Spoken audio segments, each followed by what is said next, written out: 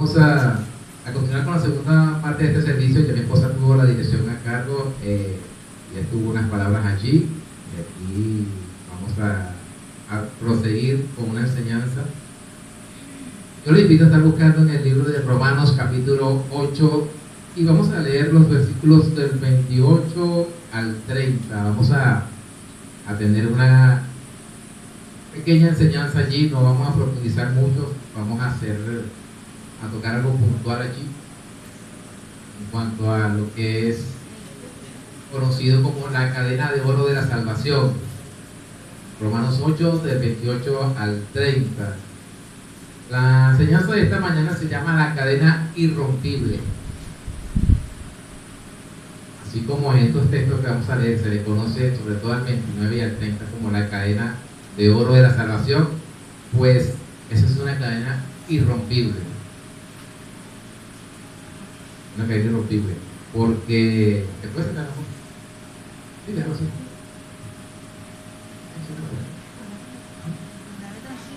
Ok. La cadena irrompible se llama la enseñanza de esta noche. Romanos 8:28 dice: en el nombre del Padre, del Hijo y del Espíritu Santo. Y sabemos que a los que aman a Dios, todas las cosas les ayudan a bien. Esto es, a los que conforme a su propósito son llamados. Porque a los que antes conoció, también los predestinó para que fuesen hechos conforme a la imagen de su Hijo, para que Él sea el primogénito entre muchos hermanos. Y a los que predestinó, a estos también llamó, y a los que llamó, a estos también justificó, y a los que justificó, a estos también glorificó. ¿Me toman asiento? Bien, como les decía, para los que anotan, esta enseñanza se titula La cadena irrompible. Este pasaje que hemos leído nos muestra, es conocido, como les decía al inicio, como la cadena de oro de la salvación.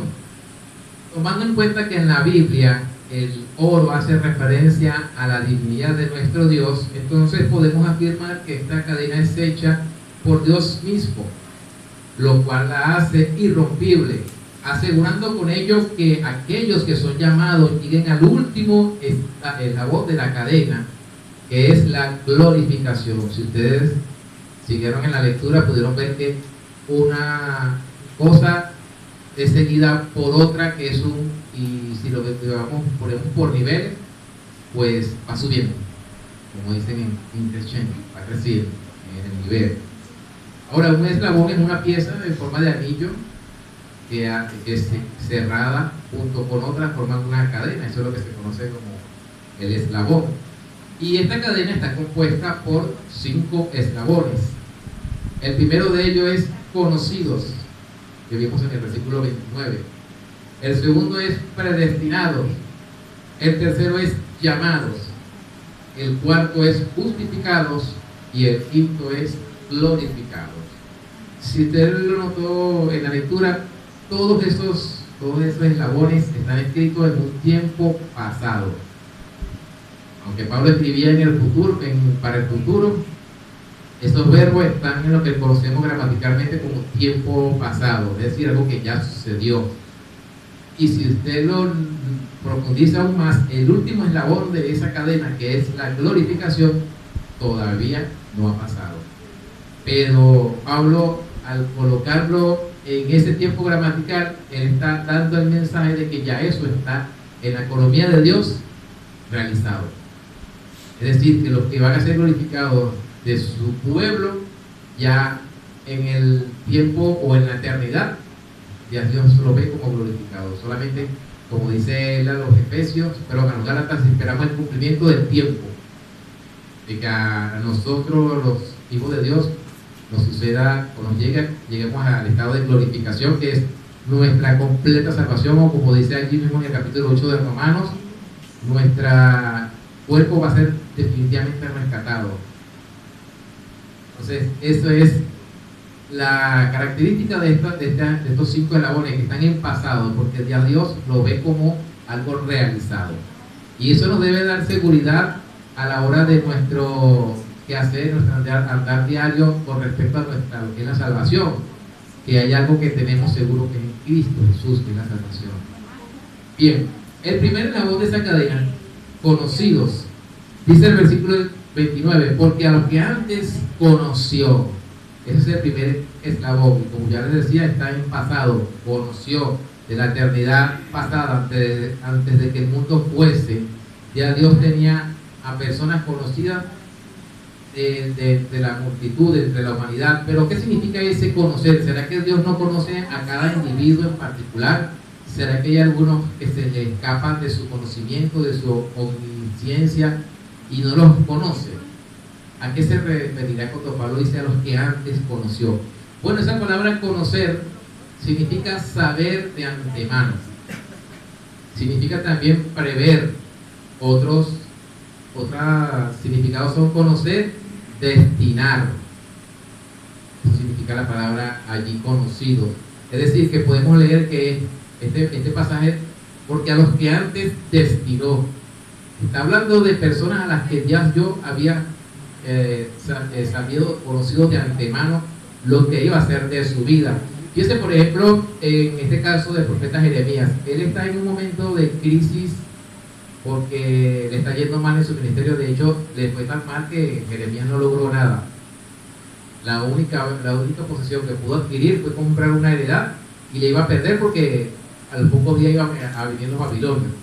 O sea, si los medimos con los parámetros de éxito de hoy en día, Jeremías sería un fracasado por completo. Por eso que no podemos comparar nuestro éxito, nuestro fracaso, como lo hace el mundo.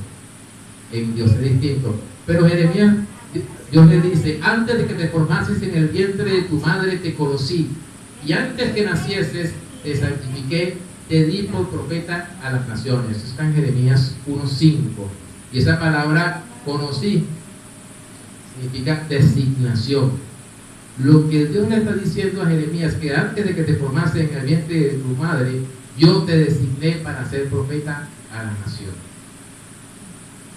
Ahí está Dios trazando el plan a una persona. Esa es la forma como Dios conoce a sus hijos, cuando le ha previsto a un fin, que es la glorificación. Adelantando un poquito al final.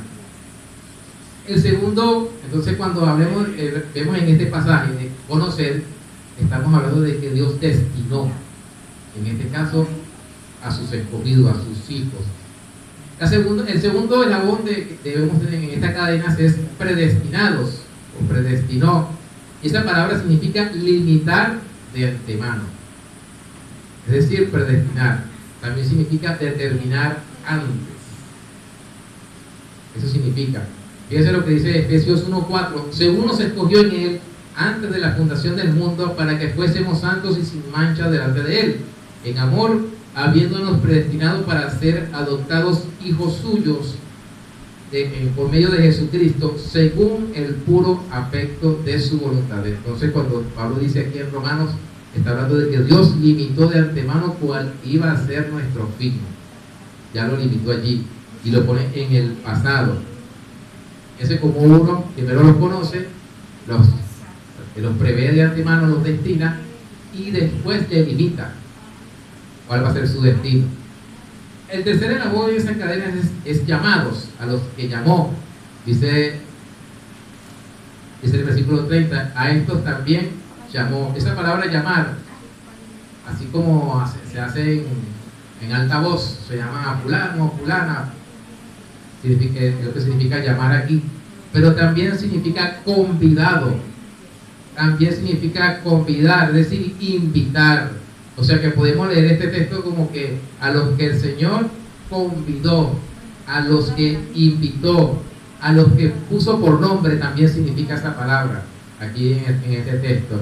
Entonces, a los que Dios ha llamado, los ha convidado, los ha invitado, les ha puesto por sobrenombre, así como cuando a algunos discípulos Jesús les cambió el nombre, por ejemplo a Simón, su nombre será Pedro, significa piedra o roca. Así Dios los pone un nombre a cada uno de sus hijos.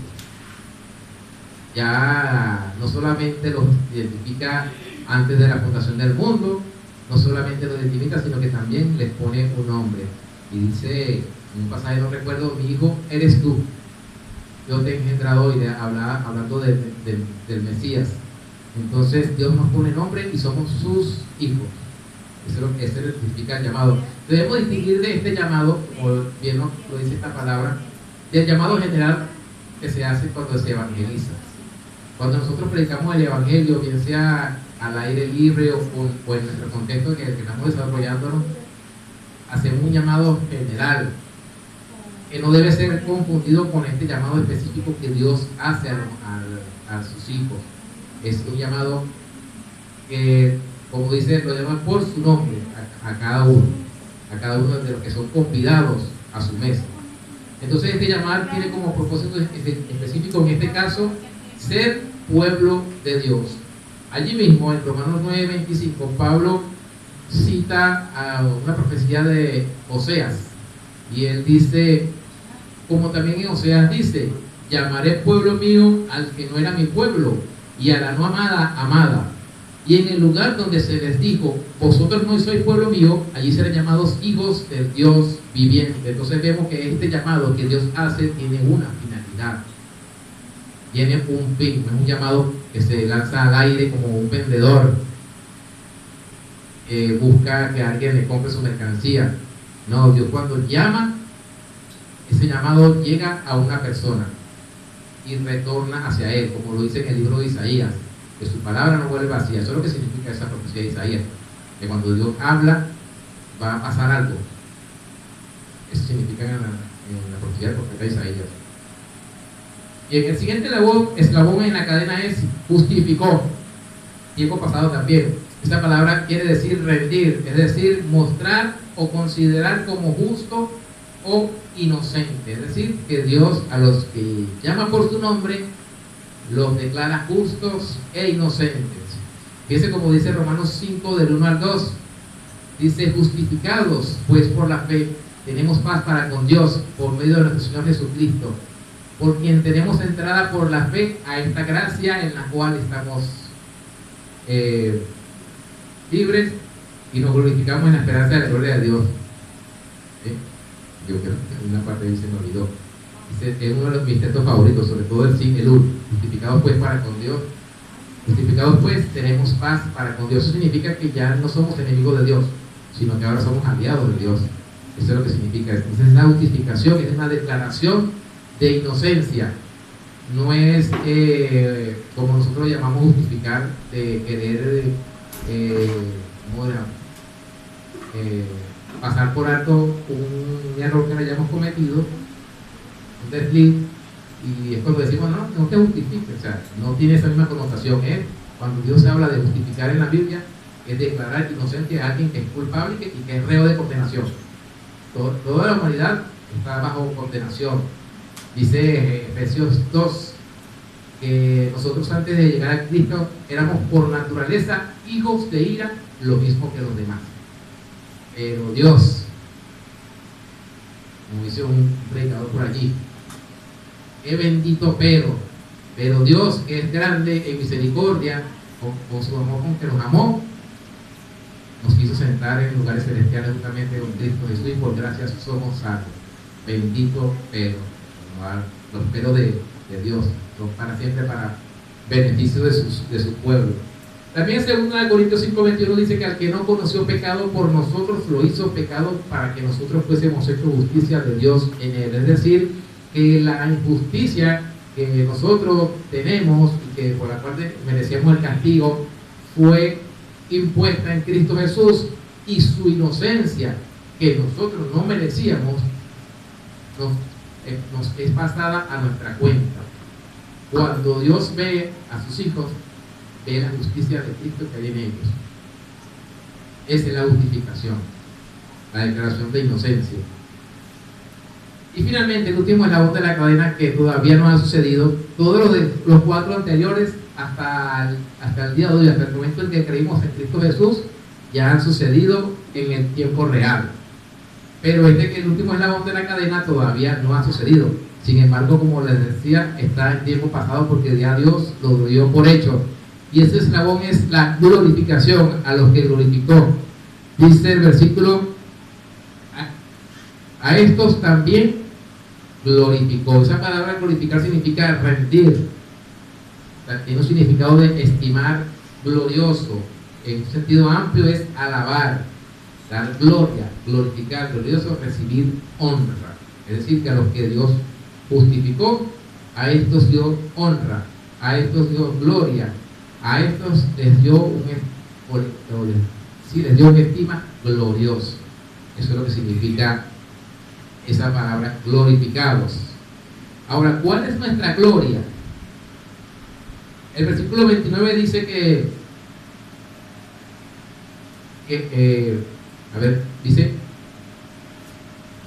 también los predestinó para que fuesen hechos conforme a la imagen de su Hijo, para que Él sea primogénito entre muchos hermanos. Esa es nuestra honra, nuestra gloria, que seamos hechos como Jesús, semejantes a Él, en incorruptibilidad, en eternidad, porque tenemos la vida de Él y Él es eterno. Esa es nuestra honra, nuestra glorificación, que seamos como Él. Bien, esos son los 5 eslabones de las cadenas. Pero ahora, como yo les decía, conversábamos en una clase anterior, hay algo que se llama la gramática en el idioma. La Biblia no se escribió usando las palabras porque sí.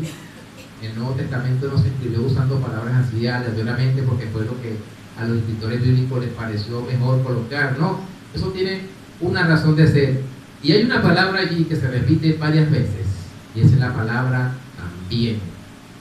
Y eso es como dice el versículo: porque a los que antes conoció también, ahí está la primera vez que aparece, también que los predestinó, para que fuesen hechos conforme a la imagen de su Hijo, para que Él sea el primogénito entre muchos hermanos.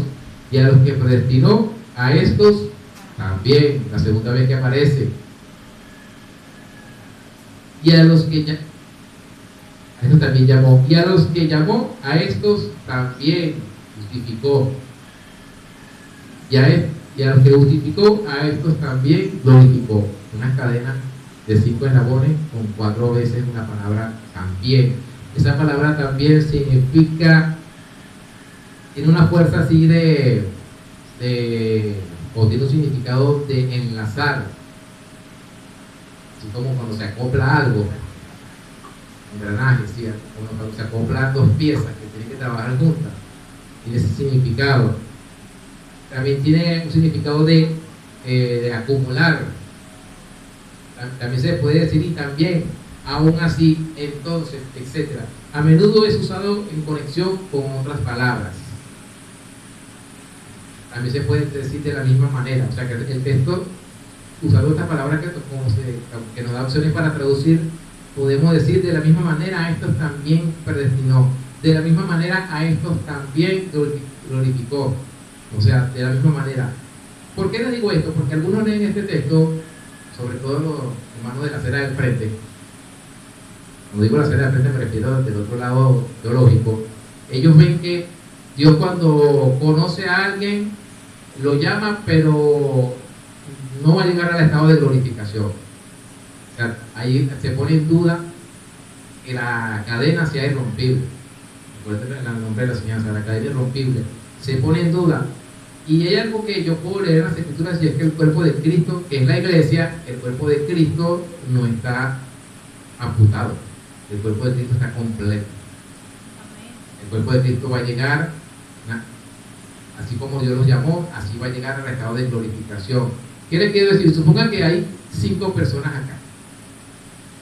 No hay muchos niños para hacer la representación, pero quería hacerlo con ellos. Supongan que aquí está el niño conocido, aquí está el niño llamado, aquí está el niño predestinado, aquí está el justificado y aquí está el glorificado. Bueno, vamos a ponerlos todos en un solo lugar, a los 5. Hay algunos que leen ese texto y dicen que a medida que va pasando la cadena, al final solamente llegará uno. Por poner un ejemplo, ¿no? De uno de tantos mil. Que los otros 4, que hay 4, o que existe la posibilidad de que de los 5, 4 se queden en el camino. Pero si vemos, la palabra también está indicando que a esos que Dios conoció, también los va a glorificar. Es decir, hay una garantía de que a esos que Dios conoció en la eternidad pasada, esos van a llegar al estado de glorificación.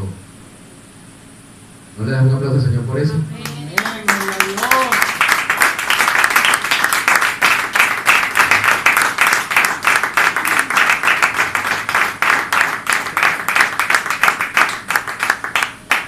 Eso es lo que significa la palabra también, una garantía de que a eso que Dios conoció de antemano en la eternidad pasada, eso van a llegar al estado de glorificación. Por eso, cuando yo leo textos como esto y buscamos el significado de las palabras, es algo que, como dice alguien por allí, nos vuela la masa cefálica, porque es algo que sobrepasa nuestro entendimiento, que no podemos llegar a comprender del todo cómo hay una seguridad en Cristo.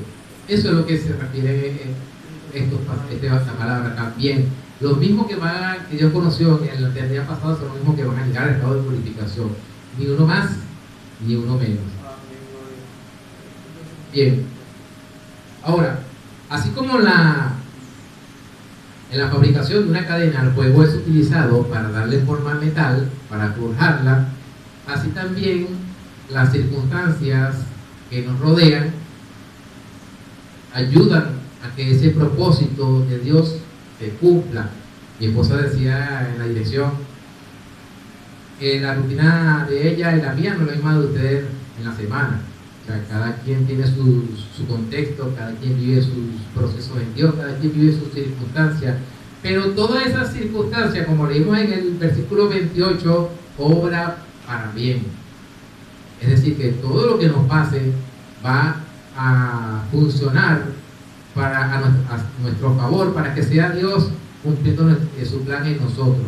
Y allí, en ese texto, debemos descansar. De hecho, es muy conocido por eso. Cuando uno está pasando un momento difícil, uno siempre dice, bueno, lo que aman a Dios, todas las cosas le ayudan a bien. Y es así, porque uno tiene la esperanza, tiene un consuelo de que no te está pasando algo que se haya escapado de tus manos porque caíste en un momento de mala racha. Cuando hay procesos en Dios, mira, si usted se porte bien, le van a venir el proceso de Dios. Eso cualquier cristiano maduro en la fe lo puede ver así. Vean el caso, por ejemplo, de Job. Dice la Biblia que era varón perfecto, apartado del mal. ¿Y qué le pasó a Job? Le pasó algo que en teoría a ninguna persona en su condición debería pasarle, en teoría. Pero recuerde que los pensamientos de nosotros no son como los de Dios, los de Él son más elevados. Entonces, fíjense, Romanos 8:28, que ya lo leímos, dice que a los que aman a Dios, todas las cosas le ayudan a bien. Vamos a ponerlos con los siguientes ejemplos para explicar un poco esa idea, ¿no? De cómo las circunstancias ayudan a nuestro bien.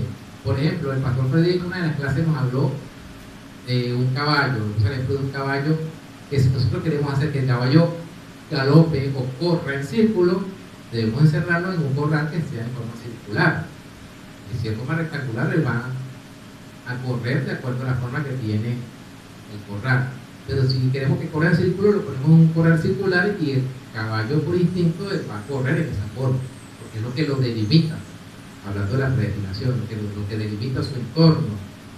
Esa es una de las formas como Dios obra a favor de nosotros, cuando nos pone en las circunstancias en las que nos va a hacer mover como Él quiere que nos movamos. Esa es la forma como Dios pone las cosas a nuestro favor. Otra forma en como Dios pone u obra a favor nuestro de acuerdo a su plan es cuando nos pone en una situación geográfica en particular. Fíjense, por ejemplo, cuando en el capítulo 17 del libro de Hechos, Pablo está en la ciudad de Atenas predicándole a los griegos, y él en el versículo 26, Hechos 17-26, dice, hablando de los hombres, y les ha prefijado el orden de los tiempos y los límites de su habitación. Es decir, que Dios ha fijado que hayamos nacido en esta república. Y los que vienen de afuera, Dios designó que nacieran en ese país, pero que delimitó los límites de su habitación, valga la redundancia, a esta geografía del planeta, a este lado del mundo. Es decir, Dios nos pone en el lugar donde estamos. A veces uno quisiera haber nacido en otro lugar por los contextos, por los beneficios, por muchas cosas, pero no, fue Dios que nos puso en este lugar llamado Venezuela, donde estamos, en este sector llamado Las Brisas. Dios nos ha prefijado los límites de nuestra habitación. Digo esto porque en estas circunstancias, en este país, fue donde nosotros pudimos conocer a Dios, pudimos escuchar de Él, pudimos escuchar de su palabra. Yo siempre le pongo este ejemplo aquí a los que son de la generación millennials y un poquito más allá, que nacimos en tiempos de la Guerra Fría. ¿Qué recordarán eso? Siempre le he puesto este ejemplo. ¿Qué tal si nosotros hubiésemos nacido en un país de Europa del Este, en la Unión Soviética, en algún país de Europa del Este que estaba dominado por el comunismo? Nuestras posibilidades de oír de Dios, de oír de Cristo, hubiesen sido mínimas. ¿Por qué? Porque en esa zona del mundo, en esa zona del planeta, se persiguió el Evangelio y era un delito ser cristiano. No había libertad de conciencia como la tenemos en nuestro país. Entonces nuestras posibilidades de escuchar de Cristo hubiesen sido mínimas, pero Dios nos puso en un lugar donde tenemos libertad de culto y libertad para poder escuchar el Evangelio, y allí hemos conocido de Él. Imagínense todas esas personas en esas circunstancias que nunca pudieron escuchar de Dios. Claro, para los que antes conoció, a estos también llamó, y a los que llamó a estos también predestinó, y a los que predestinó también justificó. Vean cómo hay un plan de Dios que se cumple a pesar de nosotros. Nunca hay un retraso, nunca hay algo que tome a Dios por sorpresa. Dios es un Dios que acciona, no un Dios que reacciona. Eso a mí me enseña mucho la teología reformada. En Romanos 11:25, hablando de lo que es el endurecimiento en parte de Israel, dice que Dios ha endurecido a Israel hasta que entre la plenitud de los gentiles. ¿Por qué digo esto? Porque ya entrando en lo que es la evangelización, algunos dirán, bueno, pero si Dios ya tiene todo predestinado, ¿cuál es el razón, el motivo de evangelizar? Algunos acusan a la teología reformada con este argumento. Si ya Dios conoce todo, ¿cuál es el sentido de evangelizar, de predicar el evangelio? Bueno, el asunto es que nosotros nos movemos por la voluntad que Dios ha decretado en su palabra, no por la voluntad que no conocemos. Dios ha ordenado, Jesús ordenó en Mateo 28 que predicásemos el evangelio a toda criatura. Esa es su voluntad revelada. ¿Quiénes van a creer? Esta es su voluntad que nosotros no conocemos, pero Él nos ha decretado que debemos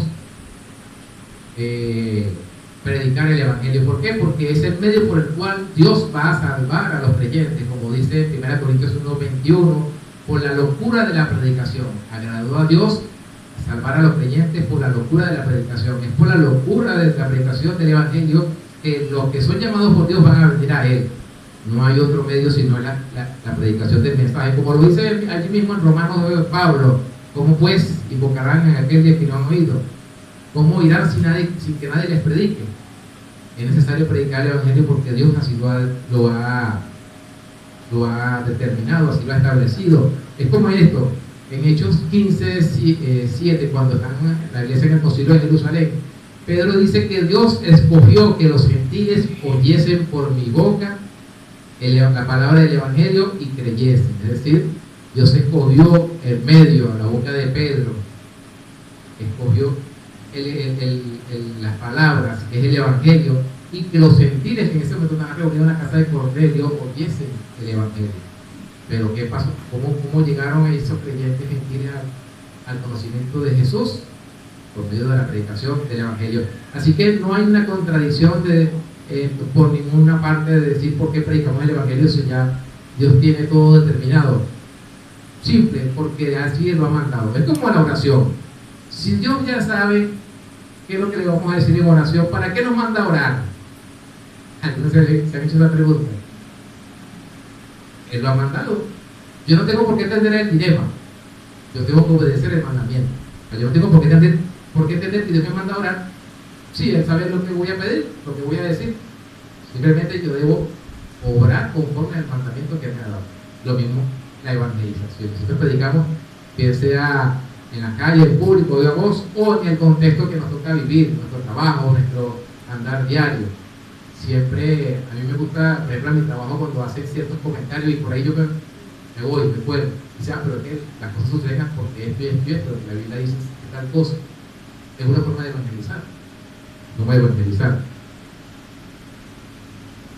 Entonces, eso es lo primero, Dios nos lo ordena. Y segundo, yo no tengo por qué entender el dilema acerca de algo que Cristo ya lo ha ordenado así. Con relación a un no creyente, ¿qué podemos decir? Puede que haya aquí una persona que no conoce a Cristo y dirá, bueno, yo no sé si yo estoy entre los escogidos de Dios, yo no sé si estoy entre los llamados, yo no sé si estoy entre los predestinados, no sé si estoy en ese grupo. Pues la Biblia dice en Hechos 17 que Dios manda a todos los hombres en todo lugar que se arrepientan, porque ha destinado un día en el cual juzgará al mundo por aquel varón a quien designó. La predicación del mensaje es la predicación del mensaje está basada en la justicia de Dios, no en el amor. Si ustedes leen el libro de los Hechos, en ninguna parte vemos a nadie diciendo, a ninguno de los discípulos diciendo que Cristo es amor, no. Ellos le decían, arrepiéntase. El día de Pentecostés, cuando Pedro les predica, preguntaron ellos, ¿qué haremos, varones hermanos? Y él le dijo, Pedro que le dijo, arrepiéntanse y bautícese en el nombre del Señor para perdón de pecado. El llamado es el arrepentimiento. Entonces, lo mismo pasaría con una persona que me está escuchando ahorita que no es creyente. ¿Cómo sé yo si no estoy allí? Bueno, el mandato de Dios es arrepentirse. Y en Juan 6:37 dice, todo lo que el Padre vendrá a mí, todo lo que el Padre me da, vendrá a mí, y al que a mí viene, no le echo fuera. Nadie que venga en arrepentimiento y fe a los pies de Cristo va a ser rechazado por él. El llamado a un no creyente no es saber si es escogido por Dios. Incluso nosotros, como lo decíamos, lo veíamos anoche en la clase, nosotros predicamos creyendo que todo el mundo lo va a llamar Dios a la salvación, sin hacer distinción, porque nosotros no conocemos esa parte. Pero aquella persona que venga en arrepentimiento y fe será recibido por los brazos de Cristo. Él no lo va a rechazar, no lo va a rechazar. Nadie que venga a Cristo en arrepentimiento y fe será rechazado por él. O podrán insistir, bueno, pero que si voy y no estoy en este grupo, bueno, como diría Charles Spurgeon, eso es una excusa para no hacer lo que no quieres hacer, que es venir a Cristo. Es una excusa para no hacer lo que no quieres hacer, que es venir a Cristo en arrepentimiento y fe. Diga. Ahí viene siendo dejando la puerta al Señor ahí como abierta, que ahí puedo entender que es como un boleto, así no uno no sepa si va o no va, pero tiene que funcionar el momento para poder estar seguro, porque es como la entrada. En la entrada reconocer a Dios, es la entrada, y ahí uno se va procesando el mandato, lo pongo yo a ese nivel, pues, que va procesando. La evidencia de que ha sido llamado por Dios es la perseverancia. Yo. Lo que entiendo es Dios, de los 10 mandamientos, hubo 2 mandamientos muy importantes de Dios Jesús. Uno, amar a Dios sobre todas las cosas, perseverar hasta el final. Venga lo que venga, hasta chulando, lo que sea que venga. Y la otra es amar a tu prójimo amigo. Si nosotros no amamos a Dios, al enemigo, al vecino, no me amo yo, no amo a mi enemigo, me cae el macho, porque no amo al vecino, no amo a Dios, somos hipócritas delante de Dios, porque si no amamos a nuestro hermano, menos amamos a Dios que no lo vimos. Moisés lo vio, pero usted está en santidad y cruzado de Dios. Tiene mucho escuchar lo vio, no lo escucha. Abraham lo vio, porque Abraham Dios lo puede a cada uno a su fe, y no lo harán. Y Dios bajó el mundo, Juan 3 dice, Dios es conmigo para demostrar el amor. Pero no es tan grande el amor que Dios Padre, perdón, no sabe lo que hace. El amor es Dios sobre todas las cosas, si no hay amor no hay nada. Volvemos a lo mismo del dilema. Yo no tengo por qué entender el dilema, simplemente debo obedecer. Amén. Obedecer. Jesucristo nos dijo que predicáramos el Evangelio, prediquemos el Evangelio. Él va a traer a los suyos, a él, los que el Padre le da, como dice en el Evangelio de Juan capítulo 6. Los que el Padre le da a él, vendrán a él. No es una excusa, como le decía, para los no creyentes de que no, yo no sé si estoy allí en ese grupo, no. Esto es una excusa para no hacer lo que no quería hacer, que es venir a Cristo en arrepentimiento y fe. Porque como dice el Evangelio de Juan capítulo 1, los hombres amaron más las tinieblas que la luz, porque sus obras eran malas. El que no viene a Cristo es porque ama más las tinieblas que la luz. Así es que no, es una excusa para no hacer lo que no quiere hacer. ¿Cómo? Porque tiene más beneficio con el mal que con el bien. Beneficio entre comillas. Pero, Velo temporal. Velo temporal, no velo eterno. Y ve lo que tiene que dejar entre comillas, porque o sea, ama más su placer, su pecado, que lo que Dios le puede ofrecer en Cristo Jesús. Creo que si vamos al caso, si es específica quiénes son los escogidos, se van a ser escogidos.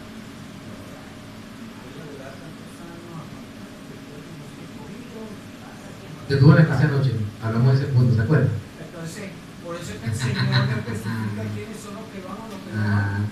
Porque entonces vamos a hacer lo que le da la gana. La evidencia de haber sido salvado es que perseveramos en el Señor. Esa es la evidencia. Una persona que está como un ascensor, sube y baja, definitivamente no ha sido salvado. Está en una iglesia, tiene el nombre de que vive, pero está muerto. Esa es una realidad que nosotros como cristianos debemos tener presente, que nosotros decimos, oye, pero Fulano hasta duró tantos años en el Evangelio y de repente noche a la mañana cambió y ha hecho cosas terribles. Es para dudar de que haya sido salvado, porque una oveja cuando cae en el lodo, no se queda en el lodo, busca cómo salir de allí y después ¿qué hace la lana de toda la sociedad que se le pegó? En cambio, el cerdo, ese es como dicen los mexicanos, en su mero mole, en lo que le gusta, de ahí no va a salir. Así lo bañen, él vuelve y se revuelca. De hecho, Pedro menciona ese proverbio: la puerca lavada a revolcarse en el cielo. ¿Por qué? Porque demostró cuál es su naturaleza. La naturaleza de una oveja es estar limpia. La naturaleza de un cerdo es ensuciarse cada día más. Y las ovejas no se transforman en cerdos, ni los cerdos se transforman en ovejas. Anoche lo veíamos en la clase, Juan capítulo 6. Mis ovejas oyen mi voz y me siguen. Las ovejas de Cristo son las que oyen la voz de él. Son las que oyen. Que se cargan. Las ovejas de Cristo son las que oyen la voz de él. Para concluir, si no hay otra intervención por acá. Bueno, el estar insertados o injertados en el vuelo olivo que es Cristo nos asegura que el propósito por el cual fuimos llamados se hará realidad a su tiempo, ya que somos parte de una cadena irrompible. Esa es nuestra esperanza, esa es nuestra fe, esa es la razón o lo que nos motiva en medio de cualquier circunstancia que podamos estar viviendo, de que estamos seguros en Cristo Jesús, que nada nos va a separar de la mano del Padre.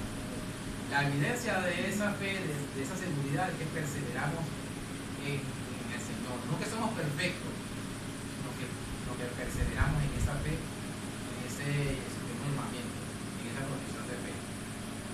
Bueno, para ir con este sentido, para despedir, solo Cristo, solo por fe, solo por gracia, solo la Escritura, solo a Dios la gloria. Dios le guarde.